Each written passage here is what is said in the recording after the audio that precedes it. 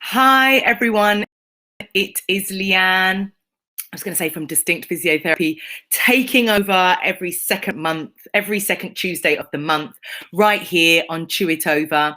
You guys know how much I love the sound of my own voice, so it really isn't difficult for me to talk to you for 30 minutes about things that I am hugely passionate about within my physiotherapy profession. I sounded like I owned it, right?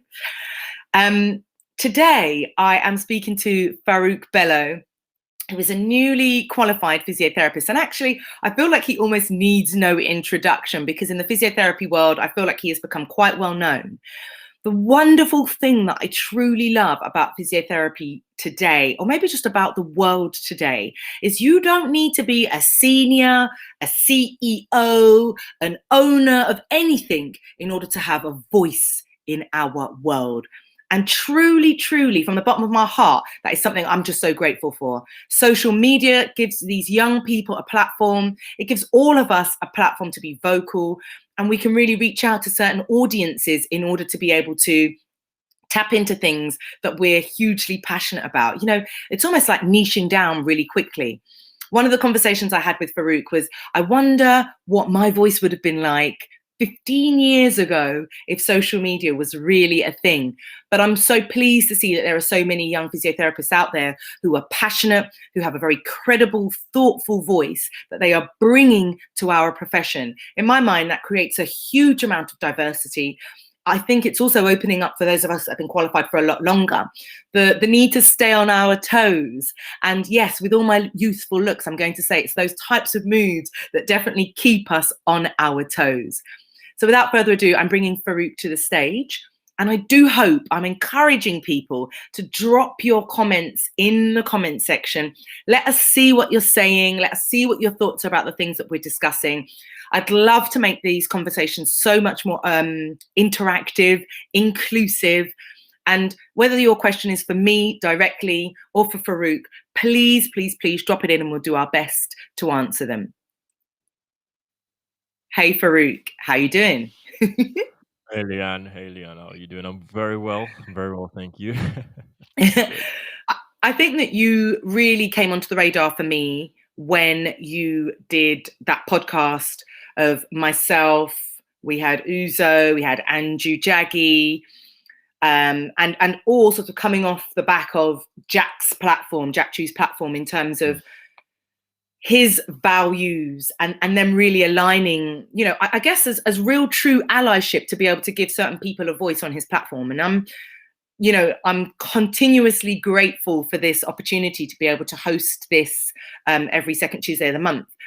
And for me, what I felt was so incredible about that podcast was, number one, completely admirable about the way that you handled all of us, you know, you as the speaker, us as your guests, fundamentally, but also the fact that, oh man, I don't know if we were intimidating or not. I try not to be, right? But you handling it so beautifully in the way that you interviewed us, and kind of then got us to have, you know, what was like an hour and a half, maybe nearly 2 hours worth of conversation. And Yeah. I felt like if ever there was an opportunity to bring you back and for us to have that conversation, maybe the other way around, that I would most certainly do it. So that's why I've asked you on to the stage today. And thank you for your time. Nah, of course, of course. I remember that.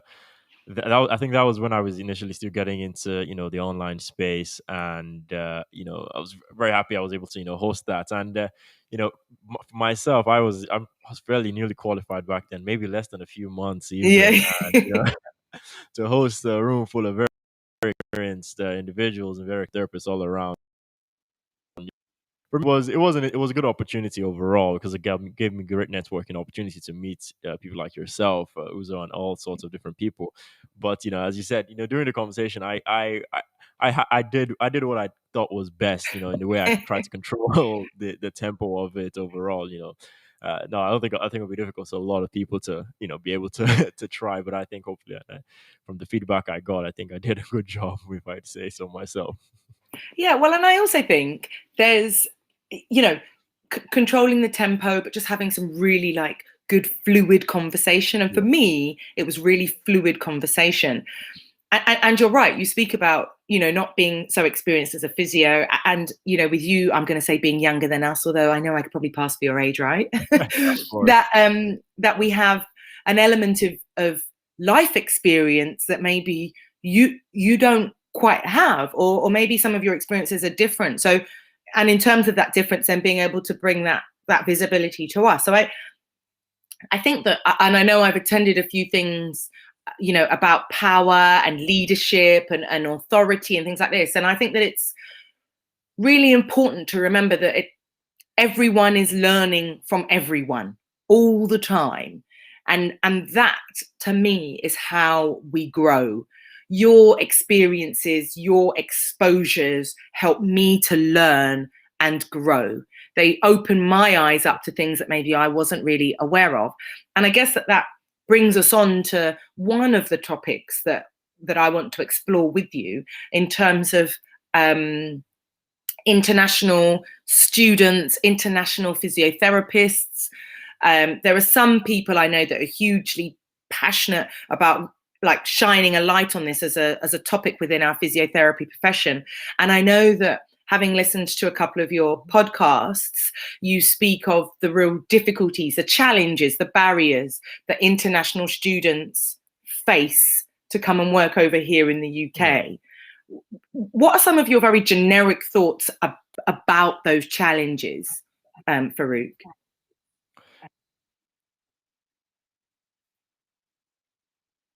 Can I hear you? Have I lost you? I mean, for me, right off the bat. Oh, can you hear me? Can you hear me, Yes, Leanne? I've got you now. Yeah, I Hello? can. Oh, yeah. Okay. Let me know if I cut out again, okay? Okay, yeah.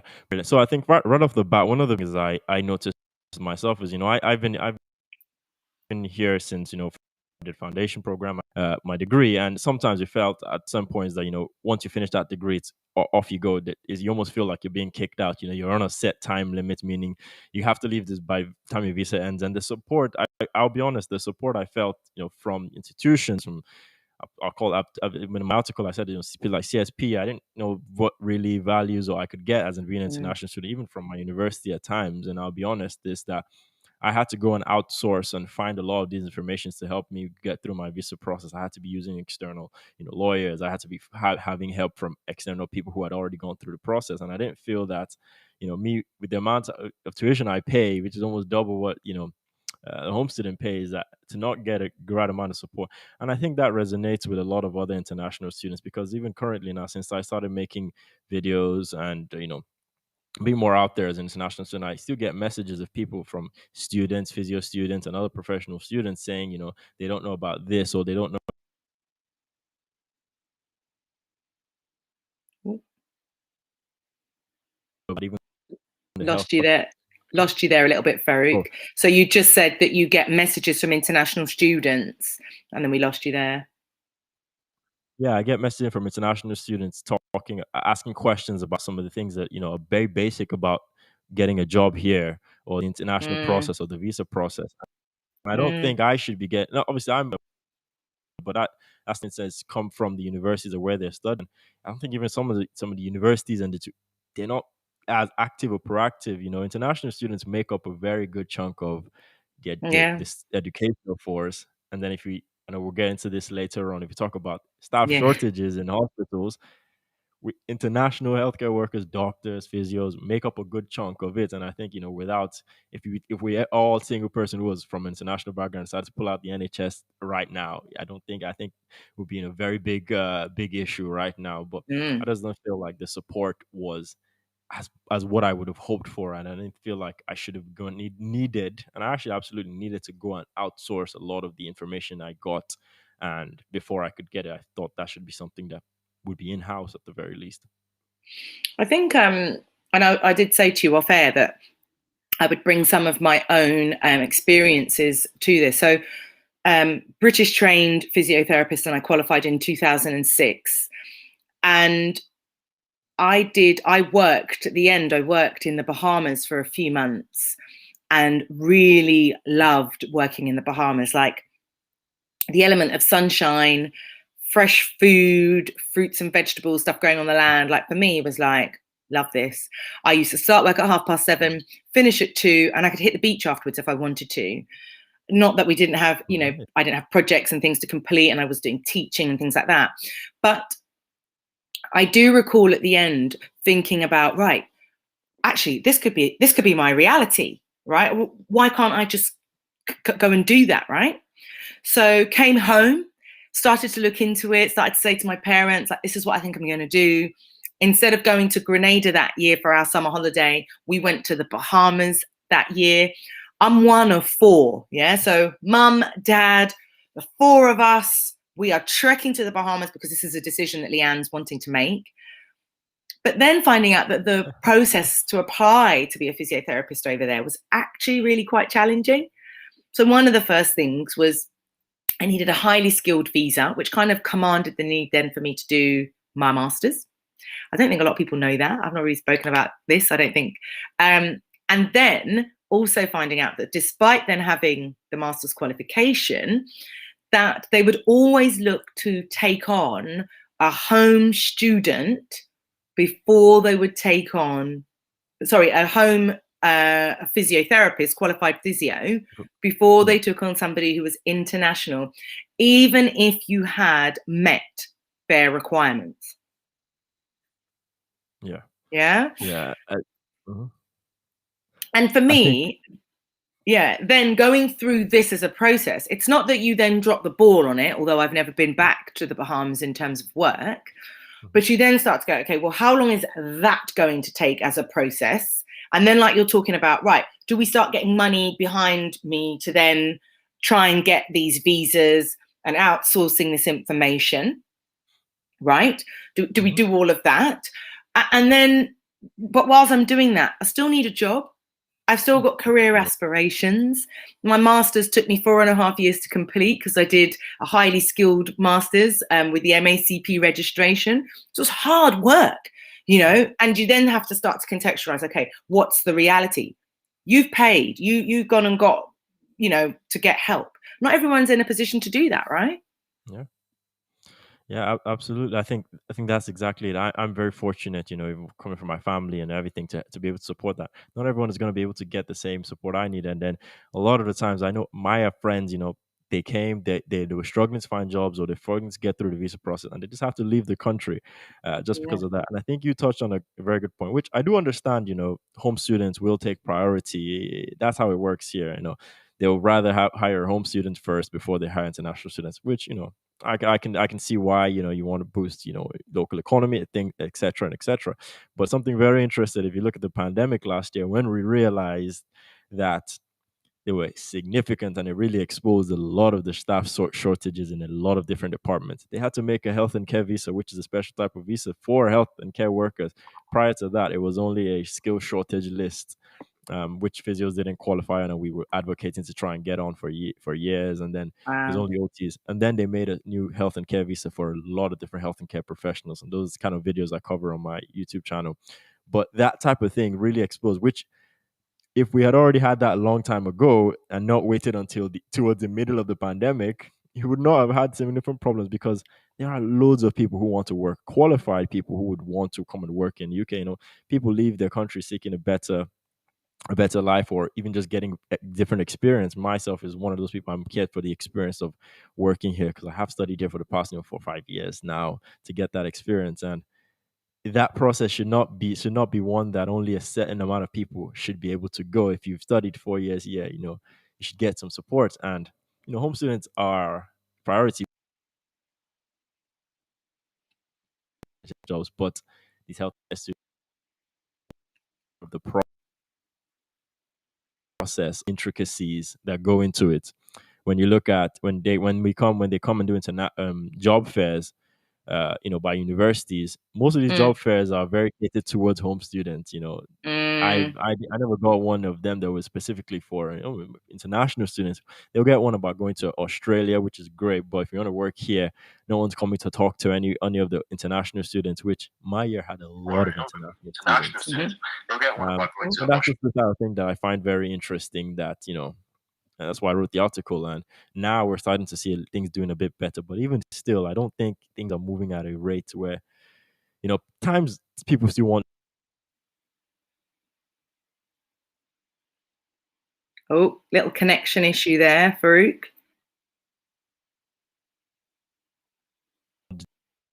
G jobs and We just lost you there, Farouk. so my connection internet is very dodgy Sorry, right now. yeah. It's very, very dodgy. Where did you lose me? And at times, so you were talking about like from the universities, careers fairs, things being geared towards more towards the home student. Yeah, yeah, which I completely understand why home students are priority, but it's not they're not the only set of people who are needed in the workforce. And I go back to it now, always staff shortages, and I think we can talk about this every single way I've Yeah, gone to. There's always yeah. there's always a job post, there's always multiple job posts. I mean, in one of the teams I've been we didn't have enough OTs, or there's always something. So if you have so many people want to work, but they just don't know how to actually Mm. But I feel like, so at work. the time when I qualified, um, I think there were 300 people that went for the job that I went for. It was something ridiculous, 300 applicants or something. And I don't know how they got Mm, to the point of whittling it all down.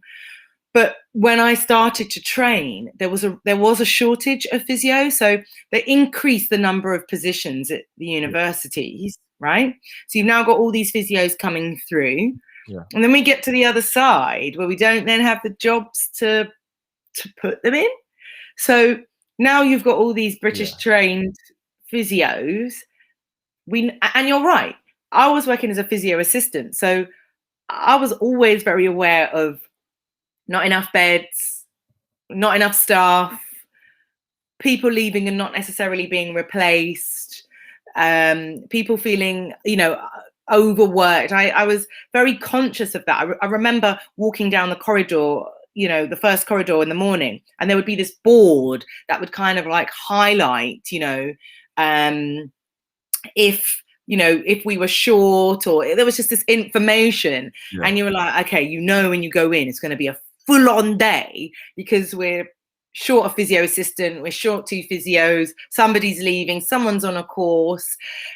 So you're right. I guess maybe is there an issue, and I think that this is greater than what we're talking about, Hmm. just this topic per se, but Yeah. there's a break in the chain between the universities potentially and the medical types of degrees that there are, with then the establishments that will then be employing these staff members, like the hospitals, and then another kink where governing bodies and like the CSP feed into this. Like, does this make sense? So it's not seamless, is it? Yeah, yeah. I think that hits it right very well. The process itself, that's why I don't always absolve any one organization. I say all have a part to play. I think the Yeah, CSP now are trying to do more. That was one of the articles, and I think they asked me, am I aware correct. of this Yeah, it's in process there. that Yeah. they're doing now? And I know they're doing more now. All these are things we should have been doing a long time ago. But better late than never, I would say. Universities have a role to play in this as well because they're the first contact for students to play in this role. Uh, Mm, Governing bodies have a role to play because I'll be honest, and I've said this before, I didn't really find the benefits of CSP when I was a student, and I didn't even know they had a BAME society, but that's a whole different thing. I didn't find the benefits me personally as a student while I was a student, and that's a role there already on their part to play. Governing bodies, obviously, now you have the whole, and I know there's always chatter around the funding, and I think back when you were studying probably is a bit different from now in the terms of job demand and supply market, because I've heard this from quite a few more experienced physios where back then there were not enough jobs for the amount of physios. Right correct. now, people physios still don't have jobs, but sometimes some people don't get jobs for there are multiple reasons why. One of it you might not interview well. I got rejected for some because I didn't interview well. It's a reality of it. Yeah, And yeah, straight up. Yeah. reality of it. And one thing is that I think if you look at the job market, some people don't want to move to different places. But international students, I can almost guarantee you, I personally, when I was applying for jobs, I was applying everywhere. I mean, I Mm, applied for jobs I've in heard where this. I've I heard don't this really care before. where I would live because I know the opportunities is once you get a foot in the door. So for instance, Ooh, just lost you there, oh Farouk. yeah, I said with international students we can move it. I know most people are willing to move anywhere to get a job. We don't very picky of where, what No. location or anything like that. So Mm, I think the supply and the demand also just kind of with the demand and supply together now. That's been the that we're trying now to push. But some mm, people have lost out significantly, or they're now in a state of rushing and trying to do things at a rapid pace now, which is not really fair mm. because they're on the timer. You gotta have a job and everything by this date. If you don't have it by this date, you're out. Yeah, then you're out. I think this is obviously, I was going to say the way of our world, but it's not just our world. Universities per se are run as an establishment. That is a business, regardless of, Yeah. um, the education that they are providing to the students. And in running any business, that has its own guidelines, that has its own rules. Typical that the doorbell would go when I'm in the middle of this. um, and and each establishment is doing its own thing based on its own values and things that are Yeah. important for it, right? And what's important for the university establishment may not look the same for the NHS, particularly when every university is not just providing medical stuff that's related to the NHS. They're Yeah. providing education that these students can then go out and use in their workforce. Can you leave it at the door? Typical. So what you've then got is, and I'm sorry to anybody who's listening to that, what you've then got is that because each establishment is occurring or existing on its own, It's all- it then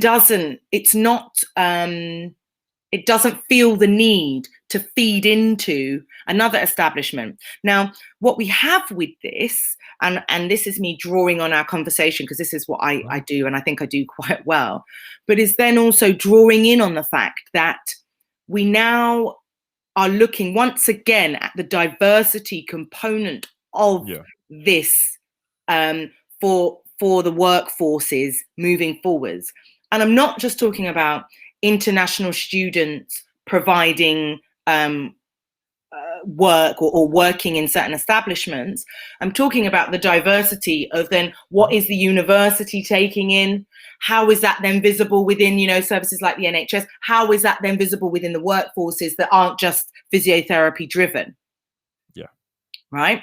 And I have said constantly that if we do not build on things at, before university, before we get there, we're always going to be at a disadvantage, even if we think that we're trying to do our level best, for example, within the CSP, because a lot of things have happened to that one individual before they get to the CSP, to the point where they're looking at whether the CSP is visible or not.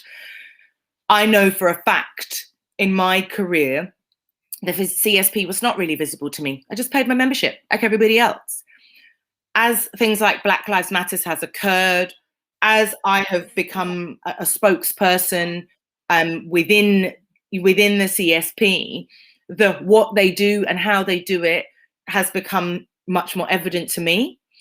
But I also think that lack of visibility with the CSP has been a problem for so many people on so many different levels, and the action really, even in having somebody like yourself talking about the CSP, is fantastic, because it means that if you're talking about it, you're going to talk to your peers about it, and you're going to talk to your managers about it, and you're going to talk to, and that for us is, to me, once again, about how we grow, meeting the needs of other physiotherapists.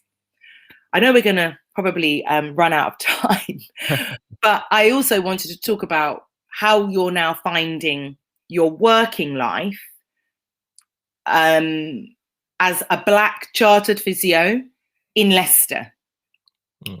Can you tell me a little bit about what that is like? And the reason why I'm asking about that is when you have said that you would go anywhere to get a job. Yeah. Yeah.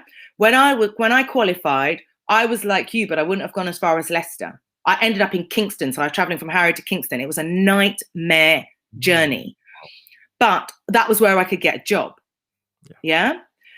I don't think I was a complete minority in that space in Kingston.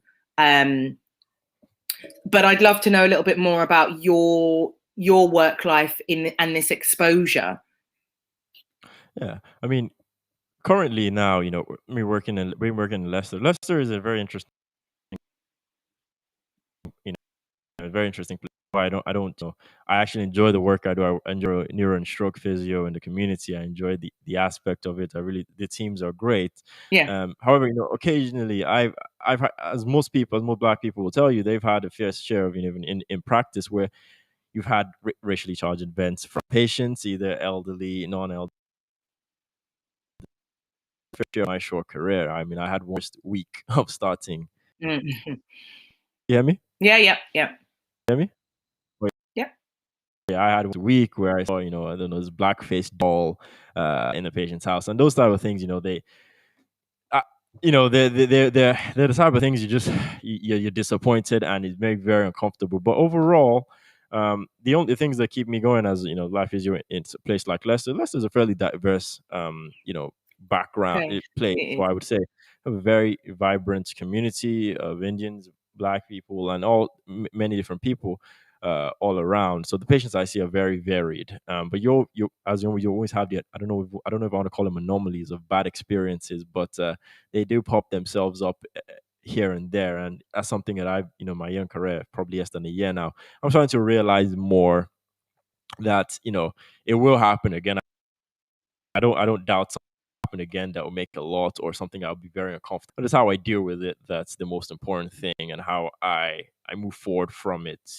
Luckily I've had quite good, you tell them something about something like this, and they deal with it the way you would want a senior to actually be dealing with it. You don't have to go back to see that type of patient. You can leave it out, make sure to formal complaints, and handle it in a compassionate way. So overall, it's been quite good, I would say, and I think that's mainly because of the teams I've worked with that have made the experiences quite good. And some people don't have that. Some people have not great teams, and I Yeah. appreciate. I would say I've been fortunate enough to, for that respect. But I know of other people who've had horrible experiences with Yeah. with the teams or with the environment they're working in. And I think that's important, isn't it? That I'm just going to quickly run to the chats. We've only got a couple of minutes left, but I'm hanging on what you've said there. Yeah. Talitha Buckers says, very interesting conversation. I hope to be in a position of, I think that's sharing a physiotherapist in the maybe a physiotherapist in the near future. Hiring a physiotherapist in the near future, and would definitely consider recruiting from abroad as long as I have the appropriate qualifications. Let's face it, I was recruited by the NHS from Holland, and I'd love to give somebody else a similar opportunity, but in private practice. And I think that's, I know I've got people over from the West Indies who have said the same thing. I think that what you speak of then, in terms of people, managers handling things the way that you would want them to, not having to go back and see certain students, the support network is key.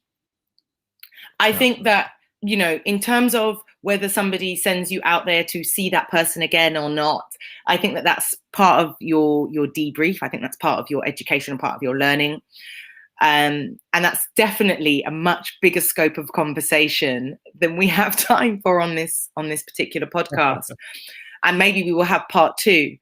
But I think that the points that you are raising and the passion that you do it with, I commend you for that. And I think it's very, very admirable, because I know, particularly in your first 6 months of working and the challenges that you will have already faced, you've got a lot to do. Yeah.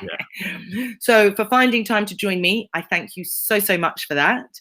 For the Absolutely. work that you do all the time, and the support that you probably offer to so many other people, I thank you for that.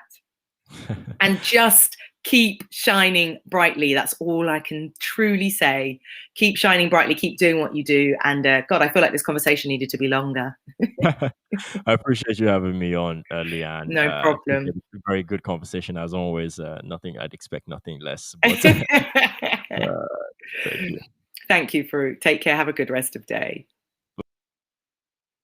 That was the wonderful Farouk Bello. I really hope you enjoyed that conversation. If you've got any questions, comments, or anything you want to raise, please, please, please do drop it in the comment section below.